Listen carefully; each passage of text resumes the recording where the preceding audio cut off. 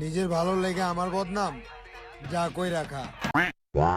Confirm জান্নাতি, confirm জান্নাতি, confirm জান্নাতি।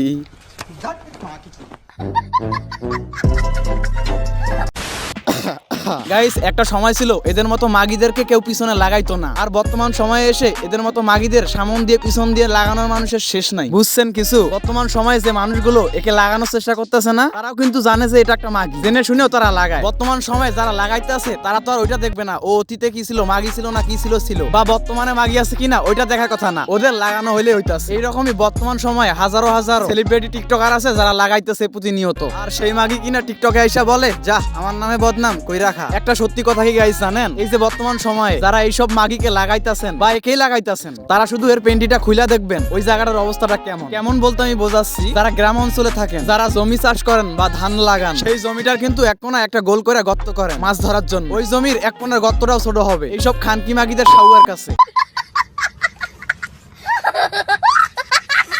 আমার এত দুঃখের পরেও নকল হাসি দিয়ে খাওয়া গো জলে গর্ত করেন 3.5 হাত হান্দায় যায় তলে।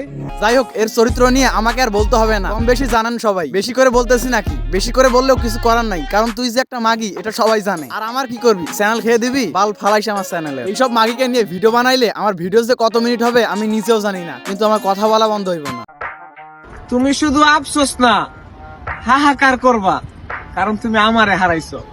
কে এমন আছে রে ভাই যে নিষ্পাপ পবিত্র পদ্মাশীল মেয়েটারে হারাইলেন না? ভাই, কাজটা ঠিক করেননি। এর মতো কি কোনো মেয়ে হয়? একটা ভালো মেয়ে, অনেক সুন্দর মেয়ে। এখন তো বুঝবেন ঠেলা, শুধু আফসোস না হাহাকার করবেন দেখি না এর মতো খানকি মাগিকে হারাইছেন। যাই হোক বোন, দোয়া করি তুই আরো অনেক দূর এগিয়ে যা। এগিয়ে যাওয়া বলতে তোরে আমি আরো উৎসাহ দিতেছি, আরো অনেক বেশি টপ 1 খানকি মাগির লিস্টে থাক।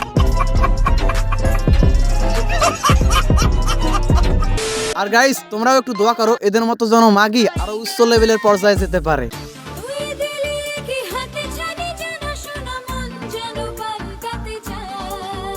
আর এই মাগিকে নিয়ে কি বলবো, এই মাগির উপরটা যতই ভালো দেখতেছেন না, কিন্তু ভেতরটা যদি একবার দেখেন তাহলেই বুঝতে পারবেন এই খানকি মাগিকে কয় চাষ করা হয়েছে।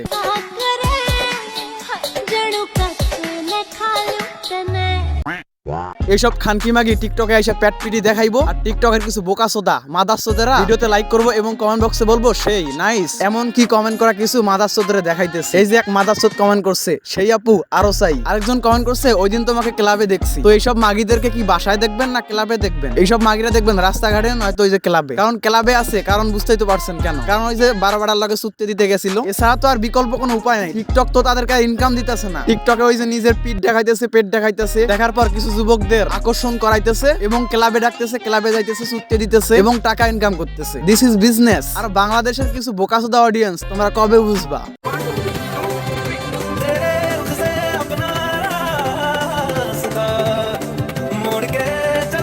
আহারে বেচারা ভাইটা, লাভ কই গেল, ভালোবাসা কই গেল তোমার? আগে তো যেখানে সেখানে হাত দিতে দিত, এখন তো সেটা হচ্ছে না। তো যাই হোক, এদেরকে নিয়ে আর ভিডিওটা বেশি বড় করলাম না। আজকের জন্য বিদায়, টেক কেয়ার।